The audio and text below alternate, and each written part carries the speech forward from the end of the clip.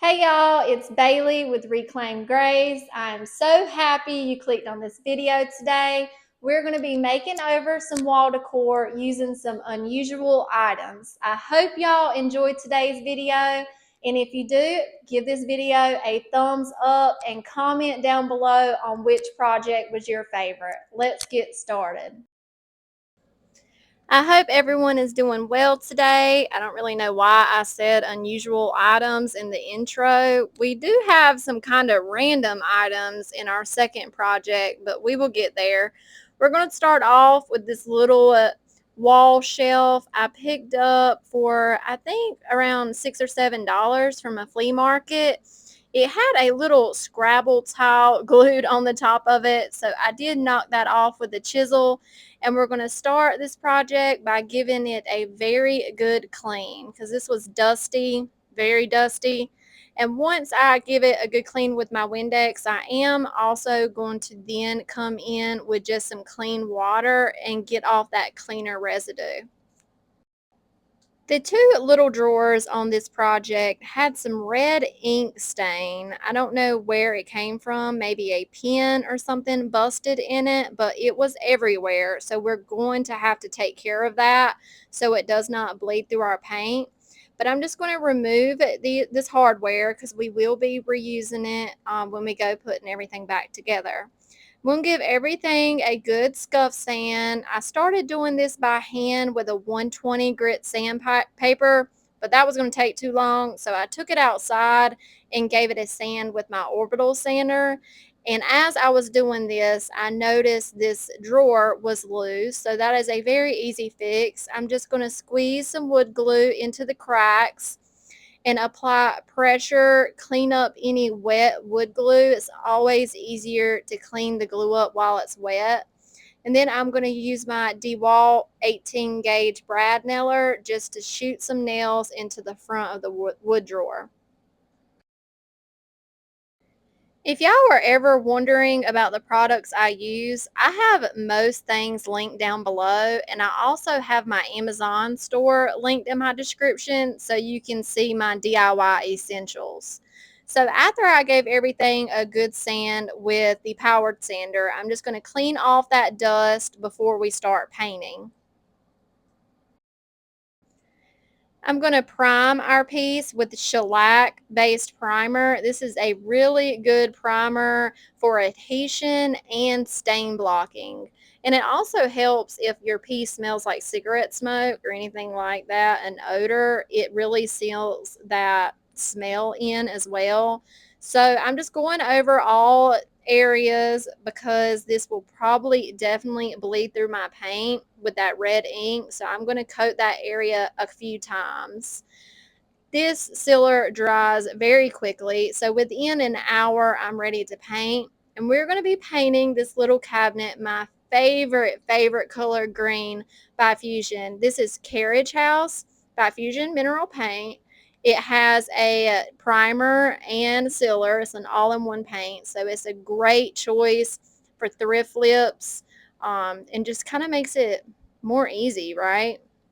So I'm going to give everything 2 coats, and after that first coat, it really had great coverage. That second coat was more of a half a coat, just touching up any items I may miss. And I also am going to leave the back of our little cabinet. I'm not going to paint that with the Fusion because we're going to come in a little bit with some white paint. Want to apologize for my phone holder being in the screen right now. I have got to figure out a setup for recording for these larger items. I haven't got that figured out yet, so y'all bear with me as I learn all this stuff about YouTube and recording, because it is definitely not in my wheelhouse. So I appreciate y'all sticking with me and supporting me through this learning curve. So I'm just going to continue painting that carriage house. I'm using a pretty cheap brush because I am really bad with brushes, not cleaning them out. So these brushes from Walmart work really great.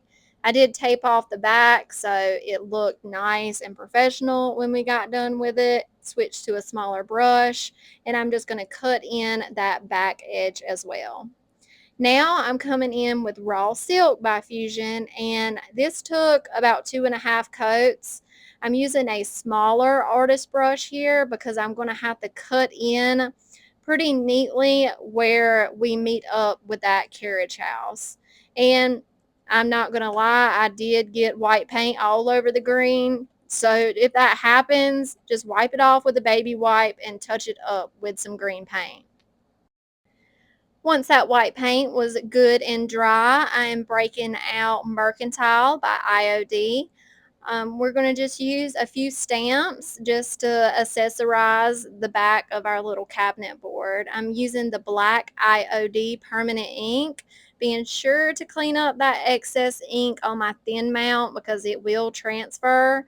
And as you can see, I lined up the corner with my thin mount so it was easy for me to place it. I'm just holding with one hand, pressing with the other, and then I will quickly lift straight up. Going to continue applying these stamps until I have everything looking the way I like it.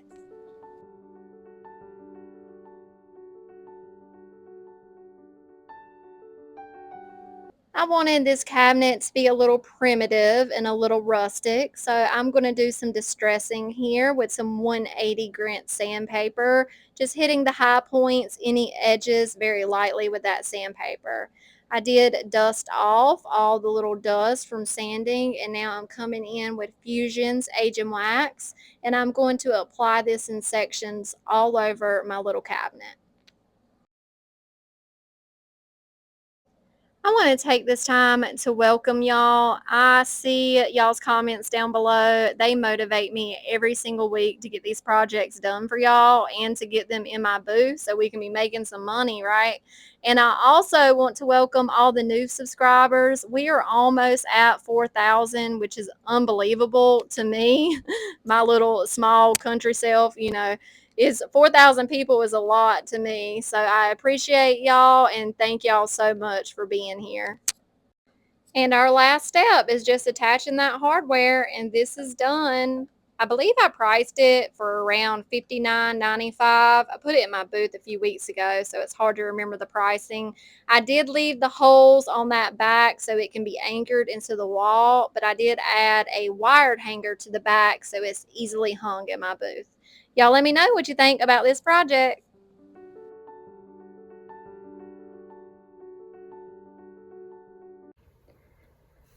Okay, y'all, so I have these beautiful wooden levels I have been collecting for a little while now. I have a flea market I go to, and a man that's always a vendor there saves these for me.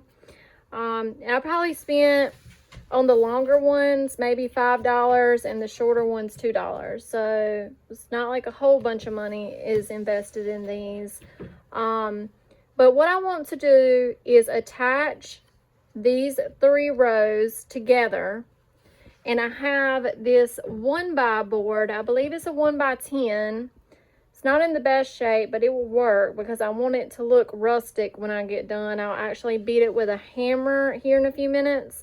But we're going to be attaching this to the top of these wooden levels to create a shelf, and I'm going to add some hooks. Probably about 3 or 4 hooks to the levels. So the issue is my levels are different sizes, and I can't rearrange them in a way where I do not have to cut them. So I'm going to use my miter saw and cut right here where I made these lines, making sure I'm not cutting into anything like this. Then on this side, I need to cut off this little section right here. And we will round these edges over so it kind of looks like we didn't make a fresh cut a few steps later. So let's go ahead and get started. So I applied my ear protection and my safety glasses, and I'm just going to use my miter saw to cut on those lines I just showed y'all.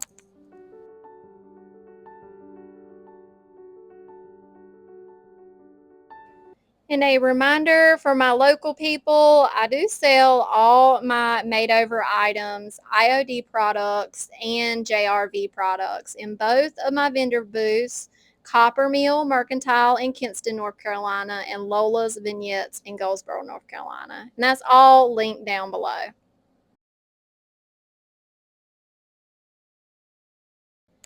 So now we're going to start connecting these 3 rows of wooden levels together. I'm using some screws. This one has a washer on it because that hole in our little metal thingy-mabob is a little bit larger and I didn't want my screw head to go through right through that hole.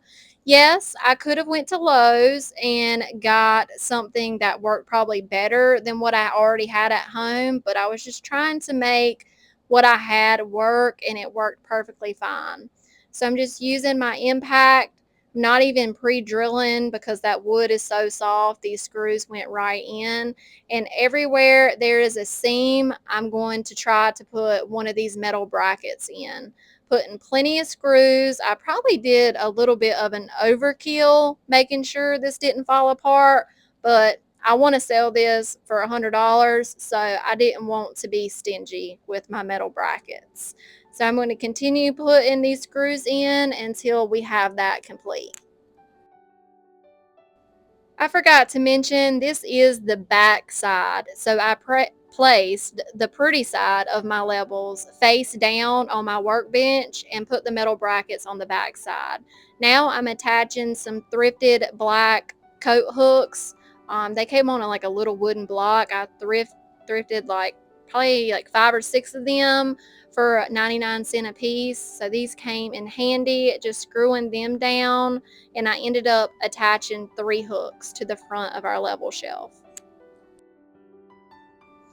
I decided this board was too wide, so I cut it almost in half.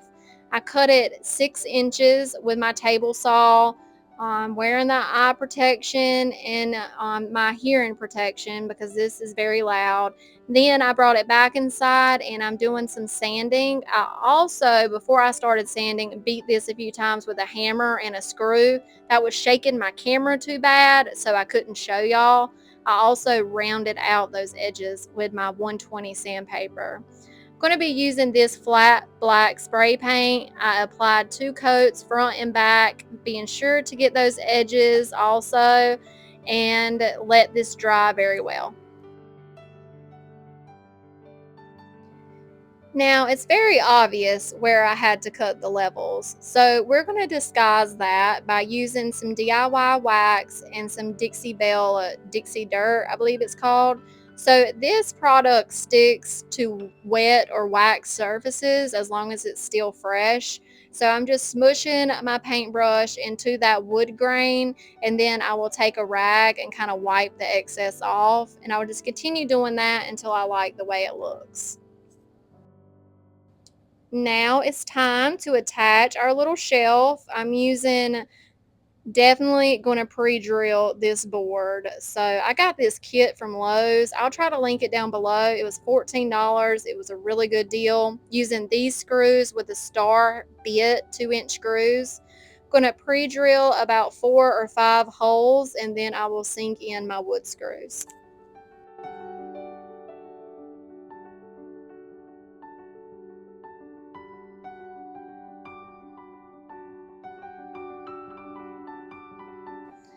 I don't want my top board to look freshly painted, so I'm coming in with that same 120 sandpaper and I'm going to distress my edges very well and go across the whole board to scuff it up some. Clean off that dust and then we are going to seal it with Fusion Agent Wax. This will just darken up that wood we just brought back through with our sander and just freshen up that paint job. I buffed off the excess and then we just want to have one more step to go.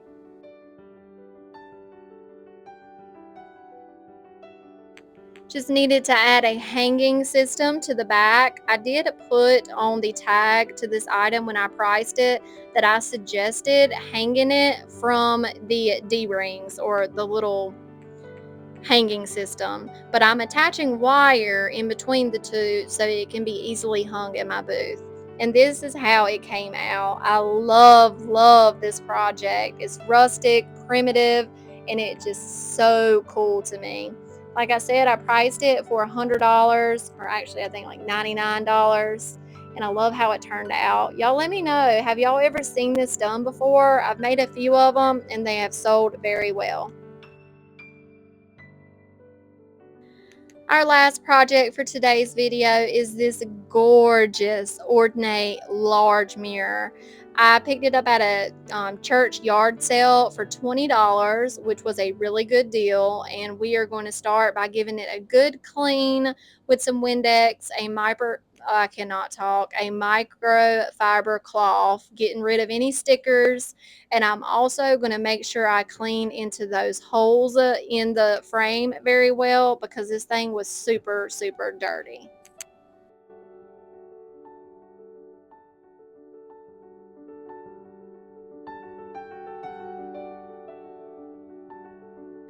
I really wanted to paint this mirror in the milk paint color Oh Olive, but I was out, so we're going to mix up a few paints here. I'm using In a Pickle. All of this is by Sweet Pickins Milk Paint. Basil, and picket fence. I did 1 scoop of In a Pickle, 2 scoops of basil, and 2 scoops of picket fence. So that's 5 scoops of powder. So I'm then going to add 5 little scoops of water. I'm going to whisk it very well for about 2 to 5 minutes. I let it sit off to the side for about 10 or 15. And while that was thickening up, I went outside and taped around my frame because I learned my lesson last time. The milk paint was just really hard getting off my frame, so I decided to tape around the frame this time. And since this is a plastic, it's not wood, I wish it was, we're going to prime it with a clear matte sealer so all of our milk paint doesn't chip right off.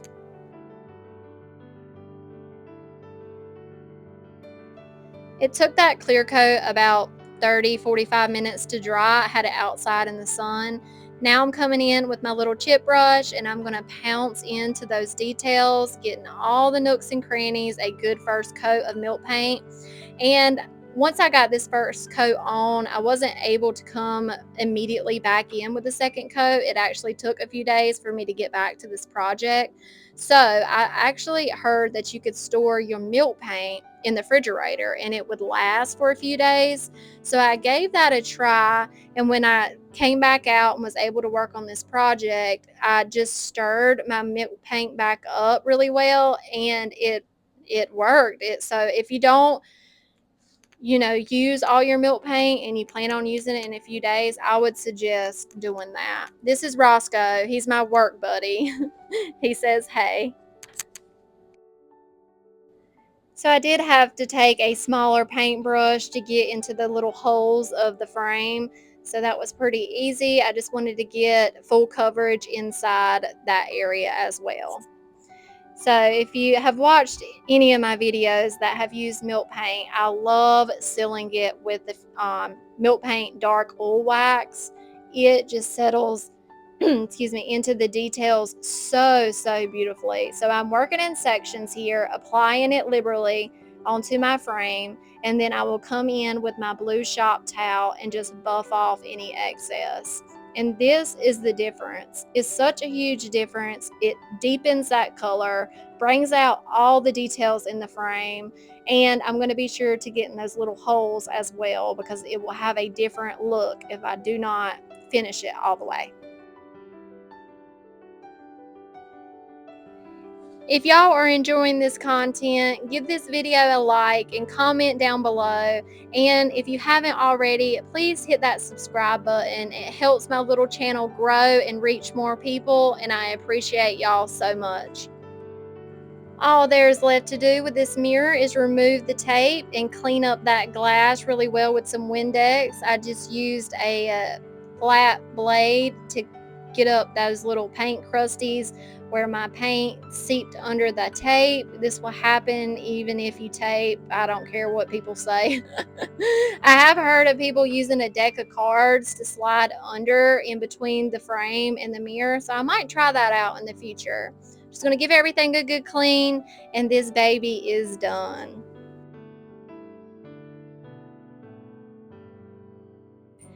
And here it is. I priced it for $100. It's at Coppermill. Hasn't sold yet, but I just put it in there a few days ago. So I have high hopes that this will sell pretty fast. Y'all let me know what you think about this project and all the other projects too. I really want to hear y'all's thoughts about the level shelf. I hope y'all enjoyed today's video, and I will talk to y'all down in the comments. Thank y'all so much. Bye.